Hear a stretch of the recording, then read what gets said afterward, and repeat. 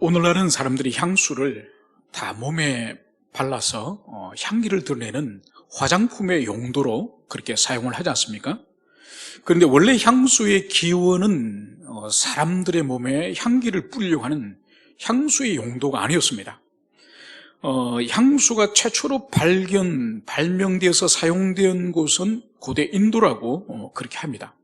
인도에서 최초로 사용되었고 그것이 이제 메소포타미아 지방과 그리고 이집트까지 이제 전파되어서 지금 역사적으로 고대 유물 가운데서 5,000년 전에 이미 향수가 사용되었음을 이집트 문명에서나 메소포타미아 문명에서 발견되어지는 거죠. 그러니까 인류의 역사 가운데서 이 향수가 아주 초기부터 사용되었음을 볼 수 있습니다. 그런데 용도는 오늘날 우리 몸에 뿌리고 우리 몸에 발라서 사람 몸에서 향기로운 냄새를 내게 하는 것이 오늘날 향수라고 한다면 이 고대 시대 때 이 향수의 용도는 전혀 다릅니다. 무슨 용도로 사용됐는가 하니까 바로 제사장이 신에게 제사를 드리는 과정 가운데서 이 향수가 매개체로서 사용된 거예요. 그래서 이것은 제사의 절차, 즉 고대시대 때 신에게 제사하는 이 예전의 절차에서 신과의 교통 가운데서 이 매개체로서 이 향수가 사용된 것을 볼 수 있는 거죠.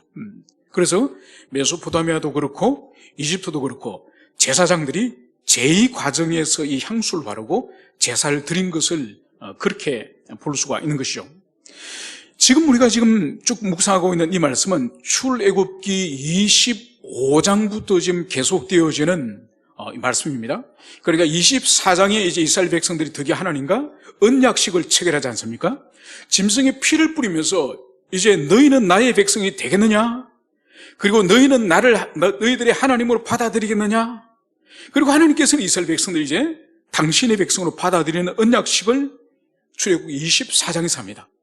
그리고 피로서 그것을 맹약을 하고, 그리고 25장에서 이제 모세는 시내 산으로 하나님께 이제 부르셔서 시내 산으로 올라갑니다. 그래서 25장부터 우리가 오늘 묵상하는 이 30장까지는 계속적인 무슨 말씀인가 하니까 이제 언약을 체결하였으니 이제 이스라엘 백성들에게 이제 율법도 주었으니 이제 하나님이 이스라엘 백성들이 살고 있는 이 땅으로 내려오셔서 이제 내가 너희들과 함께 살겠다. 이 말씀을 주님이 하시면서 이제 하나님이 거하실 처소를 이제 만들어야 되지 않겠습니까? 그러면서 25장부터는 성막을 만들고 성막 안에 번제단, 그리고 거기에 물두멍, 거기에 사용되어지는 모든 성막 안에 이런 휘장이라든지 이 모든 것들을 이 오늘 30장까지 차례대로 계속 주님께서 그 만드는 방법과 규모와 사이즈, 설계도를 계시합니다. 그 내용이 오늘까지 계속되는 거죠. 그래서 새벽에는 우리가 노쇠로 만든 물두멍에 만드는 방식과 그리고 물두멍의 사용 용도를 살펴봤습니다. 여러분, 이 출애굽기 38장에 가면은 이 물두멍을 무엇으로 만들지가 38장에 나옵니다. 그러니까 이 성막에 번제단을 통과하여서 그 다음에 물두멍이 이제 성막 속으로 들어가기 전에 있지 않습니까? 그래서 물두멍에 물을 가지고 이 제사장들이 몸을 깨끗이 씻고 반드시 제사를 드리고 분향을 해야 되는데 이것을 하지 않을 경우에는 제사장들이 죽임을 당하는 거죠. 그래서 이 물두멍을 뭐로 만드느냐? 출애굽기 38장에 가면 성막에서 섬기는 여성들이 있었음을 성경은 말씀하고 있습니다. 그리고 그것은 아주 조직된, 군대 체계처럼 조직된 여성들이 성막 안에서 이제 하나님을 颂드는 그런 무리들이 있는 것을 보여주는 거죠. 그러니까 성막 안에는 제사장들이 있고 레위인들이 있고 여기다가 여성들까지 성막 안에서 颂들었음을 성경 보여주고 있습니다. 그래서 이 여성들이 사용하는 이 거울, 이 여성들의 이 외모를 항상 살피기 위해서 항상 거울을 보지 않습니까? 그래서 고대 시대 때는 이 구리로 된 거울을 사용한 거죠. 그래서 이 거울을, 이 수종드는 여성들의 거울을 수거하여서 이것을 주님께 드려서 이걸 녹여서 바로 물두멍을 만드는 것을 보여주는 거죠. 그러니까 아주 어떻게 보면은 이 여성들의 고귀한 헌신을 통하여서 물두멍이 만들어지는 것을 볼 수 있는 거죠. 그래서 이 거울은 이 여성들이 자기의 외모의 아름다움, 외모의 정결함을 위하여서 보던 이 거울을 주님께 드려서 이제는 제사장이 하나님께 정결하고 거룩한 영으로서 하나님께 예배드리고 제사 드릴 수 있는 그 도구인 이 물두멍을 만드는 재료로 사용되었음을 볼 수 있습니다. 이제 오늘 우리가 살펴볼 것은 이제 거룩한 이 기름, 이 거룩한 기름과 하나님 앞에 분향할 때 사용되는 이 향을 어떻게 만들 것이며 또 어떤 목적으로 사용할 것이며 그리고 이것을 사용할 때 주의사항이 뭔지 이 말씀입니다. 그래서 이 배후에 하나님이 오늘 말씀하실 것이 무엇인지를 우리가 오늘 말씀을 통해서 살펴보고자 합니다. 오늘 주님께서는 모세에게 22절에서 이렇게 말씀을 하고 있습니다. 여호와께서 모세에게 또 말씀하여 이르시되 너는 상등 향품을 가지되 액체 모략 500세겔과 그 반수의 향기로운 육개 250세겔과 향기로운 창포 250세겔과 계피 500세겔을 성소의 세겔로 하고 감람기름 한 흰을 가지고 그것들로 거룩한 관유를 만들되. 오늘 주님께서는 이 거룩한 관유, 우리 성경은 관유라고 번역이 됐습니다. 그러니까 이 말이 사실은 요즘 사용하지 않는 그런 단어죠. 이 관유. 이 관유라는 것은 무슨 의미가, 이 관자와 이 유자, 이 관이 붓다, 쏟아붓다는 그런 뜻이에요. 그래서 쏟아붓는 기름이란 그런 뜻입니다. 그래서 오늘 주님께서는 모세에게 거룩한 이 기름, 이 쏟아붓는 이 기름을 만드는 방법을 오늘 주님께서는 오늘 재료를 하나씩 하나씩 말씀하시고 또 그 분량이 어느 정도인지 그것을 오늘 여기서 말씀을 하고 있습니다. 먼저 상등 향품을 가지되. 그러니까 이 상등 향품이라는 것은 최고의 그런 질을 가진, 최고의 좋은 그런 질을 가진 것을 말씀을 하고 있습니다. 여러분, 하나님께 드리는 이 예물들, 하나님께 사용되어지는 이런 것들은 항상 하나님께서 최고의 것을 드리도록 그렇게 말씀하지 않습니까? 그러니까 이스라엘 백성들이 농사를 지으면서 첫 번째 이제 열매를 하나님께 바치도록 하지 않습니까? 그때 주님께서 처음 익은 열매 가운데서 가장 좋은 것을 드려라, 이 말씀을 하시는 거죠. 그것처럼 지금 거룩한 관유를 지금 제조하여서 만들 때도 여기서 지금 5가지의 재료를 지금 사용을 하게 합니다. 이 5가지 재료는 가장 좋은 것으로 주님께 드리도록 그렇게 말씀을 하고 있는 거죠. 여러분, 이것은 오늘날 우리에게 적용을 한다고 한다면은 우리가 하나님께 어떤 예물을 드리든지 아니면 어떤 헌신과 봉사를 하든지, 여러분, 이걸 할 때에 우리 자신이 할 수 있는 최선의 것으로 그것을 주님께로 드릴 것을, 그것을 말씀하는 거죠. 그래서 요즘은 그렇지 않지만은 오래전에 우리 어릴 때만 하더라도 교회에서 헌신적으로 하나님을 섬기고 사회에 가는 사람들이 그 당시에 이제 집회로 돈을 드릴 때는 그 집회가 가난한 사람들이 신권이 있겠습니까? 그죠? 신권이 없죠. 평생을 가도 신권을 만져볼 수 없는 사람이죠. 그래서 노점상을 한다든지 그런 날품발이하는 사람들이 다 쭈글쭈글한 그런 돈을 급료로 받지 않습니까? 이거를 주일날 하나님께 드리기 위해서 그 집회 위에 물을 뿌리고 그리고 다리미로서 그를 다립니다. 그 1,000원짜리를 다리미로 다닌다고 2,000원짜리가 됩니까? 그렇지 않죠. 그죠? 이거는 가치의 문제가 아니라 하나님께 가장 좋은 것으로 드리고 싶어 하는 그런 그 사람의 믿음이고 주님에 대한 사랑임을 보여주는 거죠. 그러니까 오늘날도 우리에게 변하지 말아야 될 주님에 대한 헌신이 바로 이런 것이죠.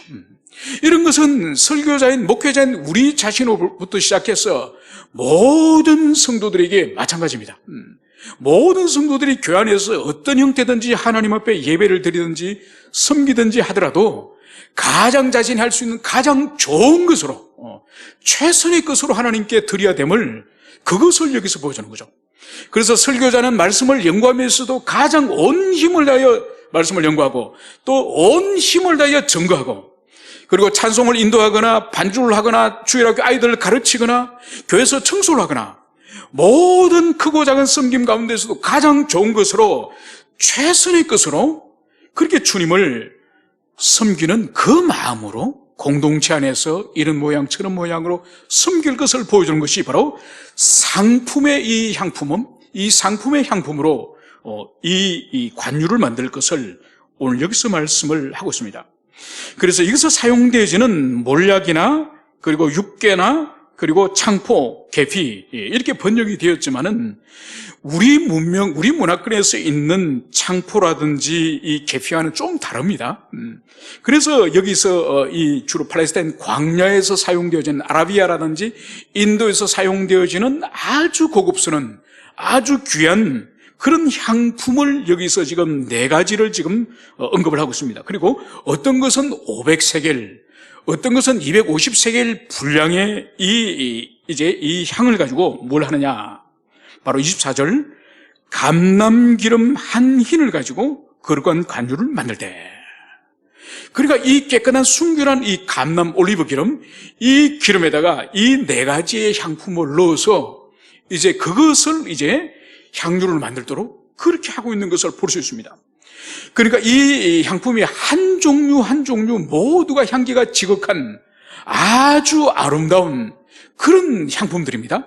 그것을 이제 감람기름과 섞었으니 이 감람기름, 이 관유가 얼마나 향기로운 그런 기름이 되겠습니까? 그러면서 이제 이것을 어떻게 사용하느냐, 이 용도가 뭐냐? 오늘 26절부터 너는 그것을 회막과 정거교에 바르고 상과 그 모든 기구며 등잔대와 그 기구며 분향단과 및 번제단과 그 모든 기구와 물두멍과 그 받침에 발라. 그러니까 이 지금 출애굽기 25장부터 하나님께서 성막을 어떻게 만들 것이며 그 설계도를 주셨지 않습니까? 그리고 그 위에 번제단이며 번제단에 사용될 불집게라든지 부삽이라든지 그리고 물두멍이라든지 그리고 그 안에 있는 향단, 금초대, 떡상 이 모든 이 거룩한 이 기구들 위에 이제 이 향기로운 이 관유를 거기에 바르는 거예요. 이 관유를 바름으로써 어떤 의미가 있냐? 오늘 29절에서는 그것들을 지극히 거룩한 것으로 구별하라. 그래서 이 관유를 바름으로 말미암아서 이제 이것은 구별되어져서 이것은 하나님께 속하였고 하나님을 섬기는 용도로만 사용되어지는 기구라는 것이 바로 여기에 관유를 발라서 거룩하게 구별한다는 그런 뜻인 거죠. 여러분, 그래서 거룩하다라고 하는 이 카도시 의미가, 이 본래적인 의미가 뭔가 하니까 이것은 하나님께 속하였다, 하나님의 소유다, 하나님에 속하였다는 그런 의미죠. 그래서 이 성막 안에서 사용되어지는 모든 이런 거룩한 기구에 이제 이 거룩한 관유를 이제 발라서 이제 이것은 이제는 하나님께 예배하는 용도, 하나님께 제사하는 용도로만 사용되어짐을 선언하는 것이 바로 이 관유를 바르는 것임을 볼 수 있습니다. 그리고 더 나아가서 이제 30절과 이제 31절에 보면은 너는 아론과 그의 아들들에게 기름을 발라 그들을 거룩하게 하고 그들이 제사장의 직분을 행하게 하고 이스라엘 자손에게 말하 이르기를 이것은 너희 대대로 거룩한 관유니 사람의 몸에 묻지 말며 이 방법대로 이와 같은 것을 만들지 말라. 이제 성막 안에 사용되어지는 모든 예배의 물건들을 이제는 관유를 발라서 거룩하게 구별했다고 한다면 그 다음에는 바로 하나님을 예배하는, 섬기는 이 사역하는 대표적인 이 제사장인 대제사장, 이 아론과 아론의 아들들에게도 이 관유를 그들의 몸에 부을 것을 말씀하고 있습니다. 그러므로 이 대제사장은 이제 하나님께만 속하였고 하나님을 섬기는 그 사역에만 평생을 헌신할 것을 의미하는 것이 바로 관유를 발라서 이 사람은 하나님께 속하고 하나님을 위해서만 살아야 될 존재다, 이것을 의미하는 것이 바로 이제 사람에게도 관유를 바라는 그 행동임을 여기서 볼 수 있습니다. 그러면서 이제 32절에서 바로 이 거룩한 이 관유, 이 기름을 사람에게는 붓지 말라. 이 말씀을 여기서 하고 있습니다.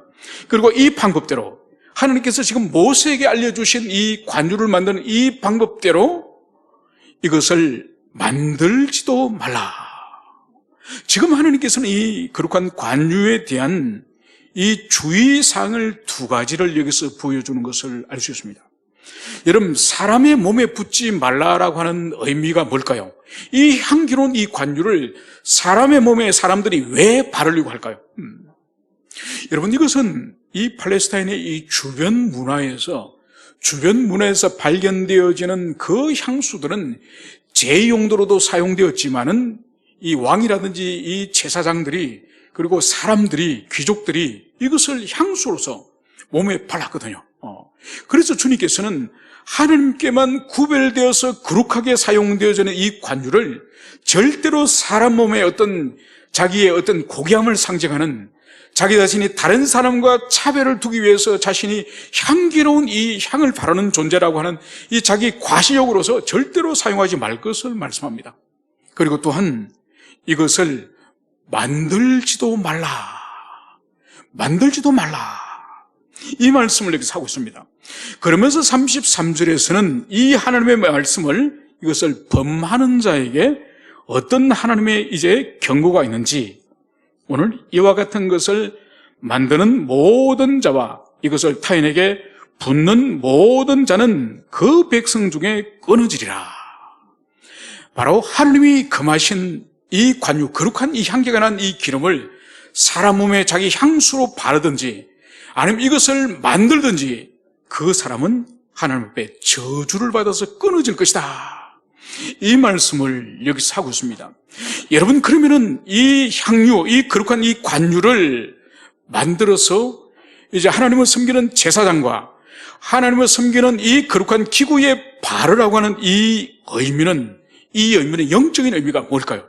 이 배후에 주님께서 하시는 말씀이 뭘까요? 이것은 바로 하나님의 언약의 백성, 하나님의 언약의 백성들의 삶의 향기를 하나님이 원하시는 거예요. 단순히 몸에 이제 제사장의 몸의 기름을 바르는 육체의 향기를 풍기는 그것을 말하는 것이 아니라 바로 언약의 백성으로서 하나님과 이제 언약을 체결하고 거룩한 율법을 받은 백성들이 이제 율법에 합치되는 삶을 통하여서 그 사람의 성품이나 그 사람의 인격에 있어서 거룩한 향기가 나는 그런 삶을 살 것을 하나님께서 바라시는 것이 바로 이 관유를 바르는 이스라엘 백성들의 삶을 여기서 말씀을 하는 거죠. 여러분, 그래서 이 거룩한 이 기름, 이 관유는 신약에서는 이 기름 부음은 바로 성령을 말하는 거예요. 그래서 오늘날 우리 그리스도 예수를 인격적으로 한 사람 한 사람이 복음을 듣고 예수를 믿고 주님을 영접하면은 우리가 무엇을 선물로 받습니까? 성령님을 선물로 받지 않습니까? 그죠?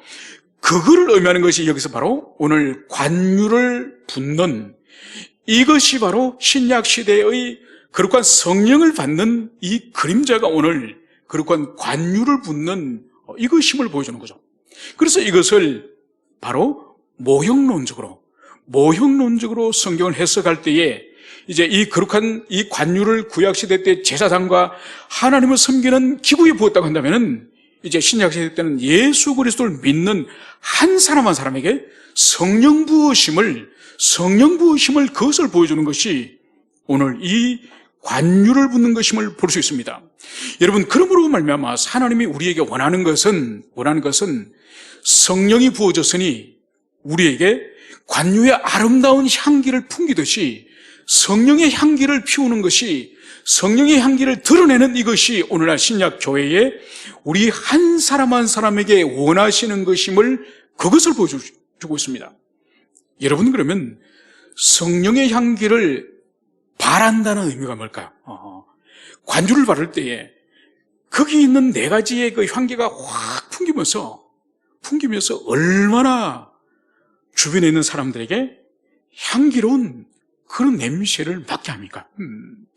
여러분, 예수님께서 이제 베다니 시몬의 집에 갔을 때 옥합을 깨뜨려서 예수님 머리에 붓는 그 행위를 여러분 기억하시죠? 그죠?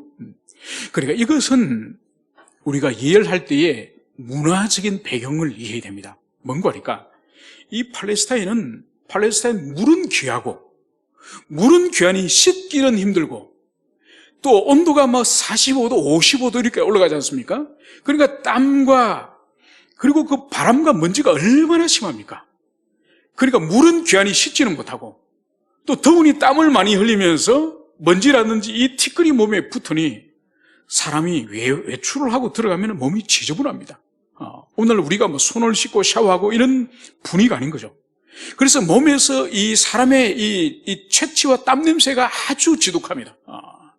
그래서 귀한 손님이 그 집에 왔을 때에 바로 옥합에 있는 그 향유를 한 점을 딱 찍어서 손님의 머리에 발라주는 거예요. 그러면 그 향유가 워낙 강력한 향기를 발하기 때문에 한 점만 찍어도 온 집안 안에 향기가 가득 피어나는 거죠. 그래서 손님을 환대하는 표현이 바로 이 향유를 바르는 거예요. 그런데 그 여인은 한 점이 아니라 아예 옥합을 깨뜨려버려가지고 우리 주님의 그 머리에 또 한 여인은 발을 시키시는 거죠. 그러면 한 병 전체가 깨뜨려졌으면 얼마나 향기가 가득하겠습니까? 그죠? 여러분, 이것은 유럽의 문화에서도 이 향수가 대단히 발전하지 않습니까? 특히 프랑스에서 향수가 아주 발전하죠. 그러니까 중세라든지 근세를 넘으면서도 유럽의 사람들도 목욕을 잘 하지 않아요. 목욕을 하지 않고 이 사람들이 생활을 하니까 이 몸에, 이 육체에 이제 아주 지독한 이 악취가 얼마나 풍기겠습니까? 그리고 고대시대 때나 근대까지도 이 사람들이 칫솔질을 하지 않습니다. 그러니까 몸에서 썩은 냄새가 나죠. 입에서 대화하면 썩은 내가 나죠. 얼마나 지독한지 몰라요. 이것을 커버하기 위해서 이 유럽의 인간들이 고안해낸 것이 바로 향수. 그래서 향수를 아주 18세기에는 향수의 시대라고 불릴 정도로 엄청난 향수 산업이 발전을 합니다. 그래서 결국은 인간들이 사용해지는 이 향수의 본질이 뭐냐? 더러운 자기의 육체의 냄새를 감추고 육체의 냄새를 바로 이 향수의 향기로서 감추려고 하는 것이 이 향수의 목적이지 않습니까?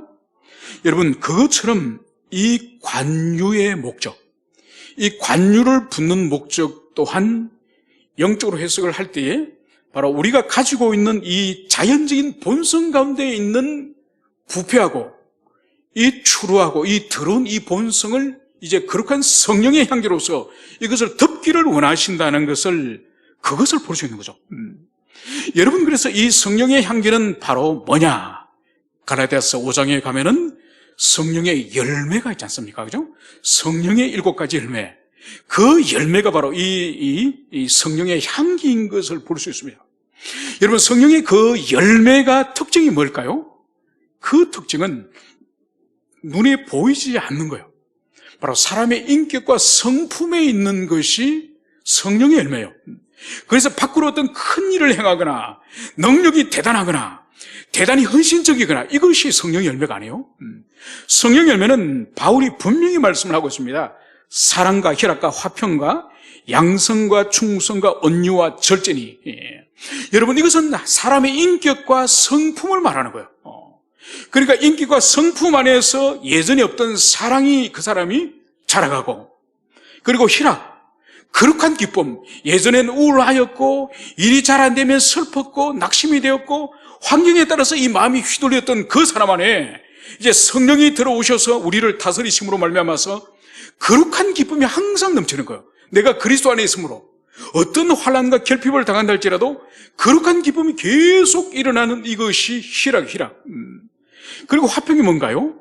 예전에는 인격이 성품이 까칠해가지고 항상 자신에게 해주는 만큼 다른 사람에게 해주고 항상 자신이 다른 사람이 자신을 공격해오면은 자신도 공격할 준비가 되어 있는 이런 상태의 성품이었다고 한다면은 이제 이 화평은 어디 가더라도 사람들끼리 화목을 도모케 하고, 그래서 이 사람이 가는 곳에는 항상 갈등이 끝나고 항상 사람들끼리 화목해지고 하나 되는 역사가 있는 것이 바로 이 화평케 하는, 여러분 이것이 얼마나 중요한지 몰라요. 그래서 어떤 사람은 교회 안에서도 마찬가지예요. 교회 안에서도 그 사람만 가면은 문제가 생깁니다. 그래서 그 사람이 도무지 안 돼서 이 구역으로 옮겨두면 또 그 구역에서 또 문제를 만들어요. 그래서 그 구역에서 안 돼서 이번에는 거기서 섬기지 말고 저기 전도부 가서 섬기십시오. 그러면 전도부가 또 흔들려. 그래서 거기서 또 안 돼가지고 집사님은 찬양을 좋아하지 않습니까? 성가대로 가셔서 섬기십시오. 그러면 성가대가 또 평지풍파가 일어나. 여러분 이것은 성령의 사람이 아니에요. 화평케 하는 사람. 이 화평이 바로 성령의 열매인 것을 기억하셔야 될 것입니다. 그리고 네 번째는 이 성령의 열매가 양선이지 않습니까? 양선은 여러분 우리가 지금 잘 사용하지 않는 이 단어지만 양선은 쉽게 말해서 착한 마음이에요. 여러분 착한 마음을 가진 사람은 보기가 쉽지가 않습니다. 심지어 교회 안에서도 착한 마음을 가진 사람이 보기가 쉽지 않다니까요. 여러분 이 착한 마음은 바로 성령께서 주시는 열매예요.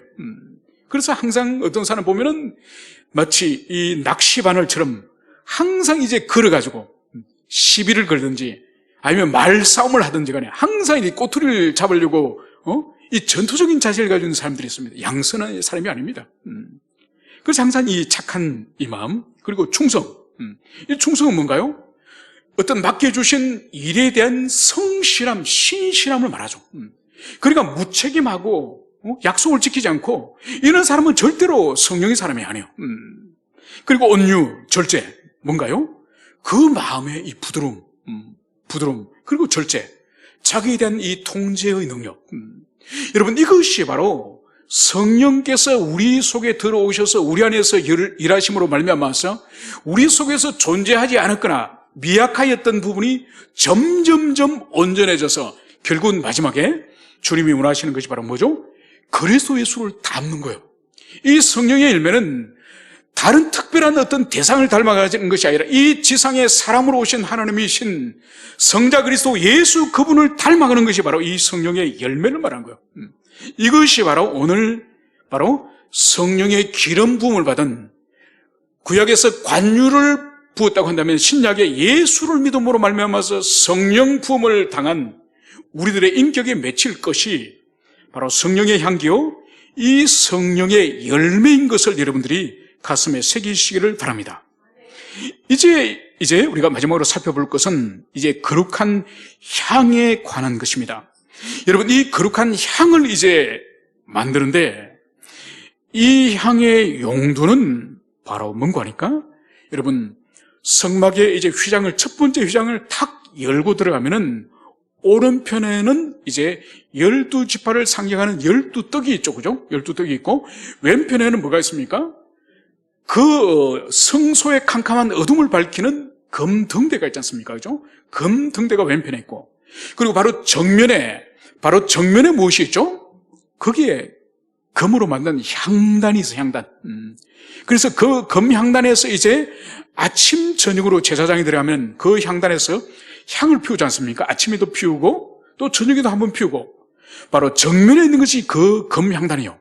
그 금향단에서 하나님께 향을 살라 올릴 때에 그 향을 살라 올릴 때 그 살라 올리는 향이 바로 오늘 여기서 말씀하고 있는 이 거룩한 향임을 그것을 여기서 말씀을 하고 있습니다. 오늘 먼저 하나님께서는 이 제조 방법을 이렇게 말씀을 하고 있습니다. 너는 소합향과 나감향과 풍자향의 향품을 가지다가 그 향품을 유향에 섞되 각기 같은 분량으로 하고 오늘 여기서 네 종류의 재료가 여기서 오늘 등장합니다. 네 종류의 재료. 그 재료가 바로 소합향. 이 소합향은 몰약입니다. 몰약.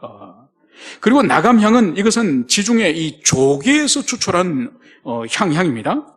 그리고 풍자향. 이 풍자향은 식물에서 추출한 향입니다. 그래서 이 세 종류를 가지고 어디에 섞느냐?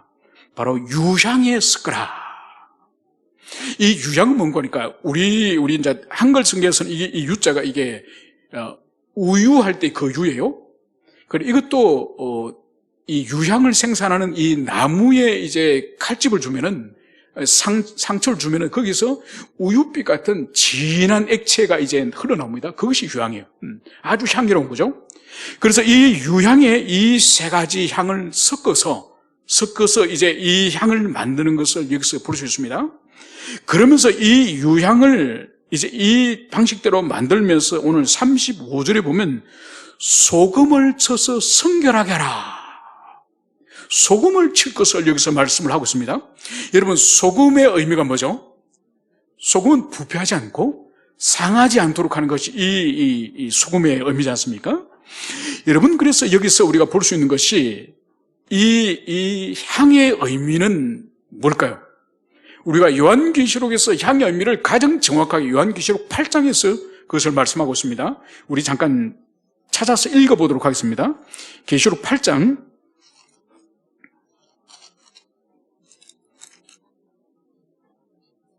자, 8장 3, 4절을 우리가 이 제단의 이 향이 무엇을 의미하는지를 우리가 살펴보겠습니다. 계시록 8장 3, 4절 읽습니다. 시작. 또 다른 천사가 와서 제단 곁에 서서 금향로를 가지고 많은 향을 받았으니 이 모든 성도의 기도 합하여 보좌 앞 금제단에 드리고자 함이라. 향년이 성도의 기도와 함께 천사의 손으로부터 하나님 앞으로 올라가는지라. 아멘. 여러분, 이 향은 이 제단의 이 향불, 그래서 이 향연기는 뭘 의미하느냐? 성도의 기도와 관계가 있습니다. 성도의 기도를 의미하는 것입니다.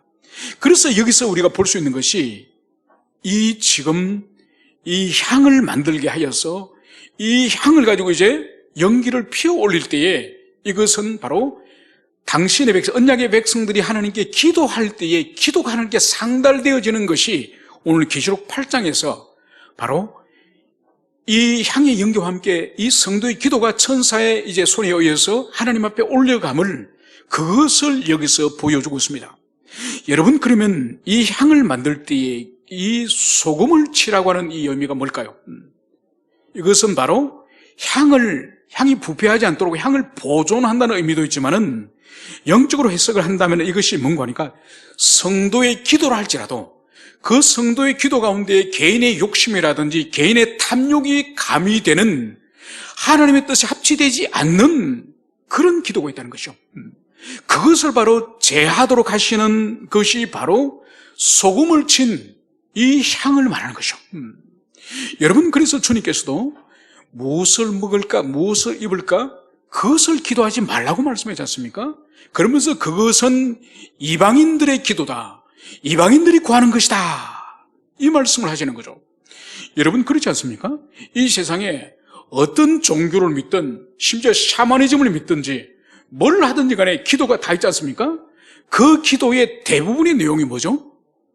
바로 무엇을 먹을 것인가, 무엇을 입을 것인가, 내 소득이 어떻게 될 것인가, 내 자식이 어떻게 될 것인가, 내 가정이 어떻게 될 것인가, 내 하는 사업이 어떻게 될 것인가, 다 무엇을 먹을까, 무엇을 입을까가 이 세상의 모든 이 자연 종교의 기도의 본질이라 할 수 있는 거죠. 그래서 예수님께서는 완전히 그것을 뒤엎어버리는 거죠. 그거는 이방인들도 하는 것이다. 이방인들도 하는 거기 때문에 너희들은 그의 나라와 의를 구하라. 바로 하나님의 나라와 하나님의 의를 구하라. 그러면 이방인들이 구하던 무엇을 먹을까, 무엇을 입을 것인가, 이 땅에 속하는 그 기도 제목은 바로 하나님의 나라와 의를 구하는 자에게 내가 덤으로, 그것은 그냥 내가 덤으로 주리라. 이것이 바로 우리 예수님께서 가르쳐 주신 기도의 질서입니다. 질서. 그러니까 우리에게 주님께서 주기도문을 통해서도 분명히 말씀하셨고 무엇을 기도해야 될지, 무엇을 우선적으로 해야 될지 분명히 가르쳐 주셨기 때문에 하나님의 백성들은 주님이 가르쳐 주신 주기도문의 정신을 따라서 기도를 할 때에 그것을 주님이 받으시고 거기에 주님께서 복을 주시고 그리고 그 나머지 모든 것을 내가 더해 주리라. 이것이 응하는 것임을 볼 수 있습니다. 그래서 이 향에 소금을 친다는 의미는 우리가 하나님의 백성이고 하나님의 자녀라 할지라도 우리 또한 여전히 부패하였기 때문에 우리의 기도가 개인의 욕심이나 탐욕에 치울 수 있기 때문에 그러한 기도가 되지 않도록 바로 우리의 기도에 소금을 칠 것을 여기서 말씀을 하고 있습니다. 그러면서 이제 36절에 보면은 중요한 말씀을 주님 하십니다. 그 향 얼마를 곱게 찌어 내가 너와 만날 회막 앞 정거궤 앞에 두라. 이 향은 너에게 지극히 거룩하니라. 오늘 주님께서는 이 향 얼마를 찌어서 가루로 내어서 바로 회막 앞 정거궤 앞에 두라. 이 말씀을 여기서 하고 있습니다. 여러분, 여기서 볼 수 있는 것이 뭔가 하니까 이 유향에다가 이 세 가지 향품을 이제 섞으면은 이것이 굳어져서 아주 딱딱해진다는 것을 볼 수 있는 거죠. 그래서 굳어져 있는 이 향을 이제 제사장이 그것을 곱게 가루를 내서 찌어두라는 거죠. 그래서 그것을 불에 이제 태워드릴 때에, 향을 태워드릴 때에 덩어리 채로 태우는 것이 아니라 가루로 곱게 빻아서 그것을 이제 하나님께 이제 향을 태워줄 수 있도록 항상 이제 찌어두라. 이것을 말씀하시면서 이제 곱게 찐 이 향을 어디에 두느냐? 바로 회막 안 정거궤 앞에 두라. 여러분, 이 회막은 성막을 말하지 않습니까? 이 성막 앞에 정거궤는 어디를 말하는 거죠? 정거궤는 지성소 안에 있는 법궤를 말하는 거예요. 지성소 안에 법궤 그 앞에 두라는 거예요. 여러분, 이것은 뭘 말할까요? 그러면 지성소 안에 들어가서 지성소 안에 있는 법궤 앞에 이 향 가루를 거기에 두라는 의미일까요? 그런 뜻이 아니에요. 여러분, 가장 깊은 곳에 있는 이 지성소 안에는 유일하게 있는 것이 법궤죠, 그죠? 법궤가 유일하게 거기 하나가 있습니다. 그리고 이 법궤를 이제는 이 밖에 있는 이 성소, 지성소 성소를 가르는 것이 휘장이지 않습니까? 천사가 이제 새겨져 있는 이 휘장을 가르고 있는 거죠. 그래서 이 휘장 안쪽에 있는 이 지성소에는 법궤가 있고, 바로 이 법궤 맞은편에 이 바로 휘장 바로 앞에 있는 것이 바로 이 향단이 향단. 그래서 하나님의 임재를 상징하는, 영광을 상징하는 이 법궤와 가장 가까이 있는 것이 뭐냐? 향단이에요, 향단. 이 진설병을 놓는 떡상도 멀리 있고, 또 항상 진리의 빛을 비추는 이 등대도 멀리 있지만은 바로 이 종이 하나 차이, 이 휘장 하나 사이로 법궤가 있고, 이쪽에는 바로 이 향단이 있는 거예요. 그래서 오늘 주님께서 모세에게 이것을 가루로 빻아서 이제 이 정거궤 앞에 두라는 의미는 바로 정거궤 앞에 있는 이 향단 위에 항상 곱게 가른 이 향을 빛을 하라. 그래서 아침 저녁으로 이제 하나님을 배우러 들어가서 향불을 피울 때에 그 향단 위에 있는 이 향 가루를 가지고 피우라는 뜻이야. 여러분, 이것을 이제 우리가 영적으로 해석을 해야 되죠. 영적으로 해석하면 무슨 의미일까요? 바로 이 법궤, 하나님의 임재와 영광을 상징하는, 하나님이 항상 그 자리에 계신다고 하는 이 영광을 상징하는 그 가장 가까운 자리에 바로 성도의 기도를 상징하는 이 향단을 두라는 거. 이건 바로 성도들은 항상 자기 자신이 하나님 가장 가까이에서 기도하는 존재임을, 항상 주님 앞에서 기도하는 존재임을 항상 기억하라는 거죠. 그래서 여러분, 우리가 하나님과 가장 친밀함을 경험하는 방식이 여러분, 기도예요, 기도. 여러분, 기도는 하나님의 말씀을 받을 때는 공동체적으로 우리가 말씀을 받지 않습니까? 설교자가 10,000명의 회중 앞에 설교하더라도 동일한 말씀을 공동체적으로 선포하기 때문에 그렇게 말씀이 전거되지만은 개인적으로 회심한 성도들이 개인적으로 엄밀하게 주님 앞에 기도할 때에 이 기도는 그 사람의 영혼의 상태와 그 사람의 삶의 실존과 가장 눈높이에 맞춰서 주님과 인격적으로 교제를 하는 것이 바로 기도 생활이에요, 기도 생활. 그래서 주님을 가장 인격적으로 친밀함을 경험하는 것이 은혜 방편들이 많이 있지만은 바로 기도 생활이에요, 기도 생활. 그래서 기도 생활을 성실하게 하지 않는 사람 중에서 영적으로 성장하는 사람은 한 명도 없습니다. 물론 기도를 열심히 하고 기도를 오래 한다고 해서 그 사람이 영적으로 성장하는 것이 아니에요. 왜냐하면 허공 중에 주먹을 치듯이 하나님을 만나지 못한 기도를 하는 사람이 많거든요. 그런 사람이 아닌 진정으로 주님을 회심하여서 만났고, 그리고 그 주님을 인격적으로 관계를 맺으면서 계속적으로 기도의 영혼을 가지고 있는, 기도의 영을 가지고 있는 그 사람은 이 지상에서 어떤 사람보다 주님과 인격적으로 깊은 관계를 맺으면서 결국은 그 사람의 삶의 존재와 성품이 바로 여기서 등장하는 이 향처럼, 이 향기로운 향처럼 그 사람의 존재에서 거룩한 향기가 퍼져나는 거예요. 여러분, 그래서 우리가 어린 친구를 만나서, 오랜만에 만나서, 야, 너 옛날과 비해서 하나도 안 변했다. 여러분, 이것은 좋은 의미로도 사용되어지지만 좋지 않은 의미도 될 수 있습니다. 우리가 그리스도 안에서 성도고 신자라고 한다면은 세월이 지나면은 영혼의 변화가 있어야 되죠. 여러분, 영혼의 변화의 본질이 뭐라 그랬죠? 성령의 열매라 말씀드렸죠. 그죠? 성령의 열매가, 이 7가지 열매가 우리 인격 안에서 점점 자라고 풍성해지고 왕성해지게 되는 거예요. 그래서 우리를 대할 때에 예전의 그 인간이 아니다. 예전에 그 사람에게 발견할 수 없는 성품과 자질들과 그런 것들을 인격적인 대화 가운데서 그것을 발견하고 그것을 알 수가 있어야 되는 거예요. 이것이 바로 그리스도 안에서, 성령 안에서 성령의 열매가 맺힌다는 거예요. 그래서 오랜 세월 만에 만나더라도 너 하나도 변화된 게 없네? 이거는 좋은 뜻이 아닐 수도 있다니까요. 물론 좋은 성품이 변화되지 않고 변질되지 않고 그대로 있는 것은 참 귀한 일이죠. 그래서 우리에게 있어서 하나님이 우리 각자에게 우리에게 자연적 성품을 주지 않습니까? 어떤 사람은 좀 성격이 좀 물로 터지기도 하고, 어떤 사람은 아주 치밀하고 아주 신속하고 아주 또 실천적이고, 그래서 다른 사람 같이 일하는 사람인데 아주 피곤할 정도로 그렇게 그런 사람이 있는가 하면은, 또 어떤 사람은 아주 상냥하고 친절한 사람이 있습니다. 타고난 성품이 친절해요. 또 어떤 사람은 무뚝뚝해요. 그래서 누구나 제각기에 자연적인 성품, 타고난 성품들이 있습니다. 여러분, 타고난 성품을 평생을 유지하는 것이 주님의 뜻일까요? 여러분, 아닙니다. 많은 사람들이 지체는 좀 성격을 좀 바꿔. 왜 그렇게 성격이 물러 터졌어? 안 그러면 지체는 좀, 너 왜 그래 급해? 성질을 잘 부려. 좀 온유해져. 그럼 뭐라고 말합니까? 에이, 나는 원래 그렇게 타고났어요. 여러분, 그렇게 말하면 안 된다니까요. 여러분 보세요. 하나님께서 창세기 1장에서 첫째 날부터 6째 날까지 모든 만물을 주님께서 완벽한 그분의 창조의 솜씨로서 지으시고 나서 마지막에 뭐라 말씀하셨습니까? 보시기 심히 좋았더라.